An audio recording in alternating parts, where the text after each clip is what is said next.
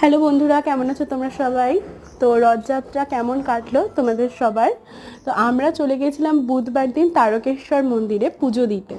তো আমার শ্বশুরবাড়িতে মানত ছিল তারকেশ্বর মন্দিরে পুজো দিতে যাওয়ার। আর আমার মা বাবারও না মানত ছিল। আমার মা বাবার মানে আমার মায়ের মেজ কাকু তিনি মানত করেছিলেন যে আমার মা বাবা দুজনে মিলে একসাথে গিয়ে তারকেশ্বরে পুজো দেবে, কারণ আমার মায়ের স্ট্রোক হয়েছিল বলে। আমার যখন 6 বছর বয়স তখন আমার মায়ের প্রথমবার স্ট্রোক হয়। তো সেই সময় থেকেই মানত করা। কিন্তু ওই বলে না, যতদিন না বাবা চাইছে যে সে পুজো নেবে ততদিন তুমি পুজো দিতে পারবে না। তোমার মা বাবার এত বছর ধরে সেই মানতটা রয়েই গেছিলো, পুজো দেওয়া আর হয়ে ওঠেনি। তো আমরা 5 জনে মিলে গেছিলাম তারকেশ্বরে।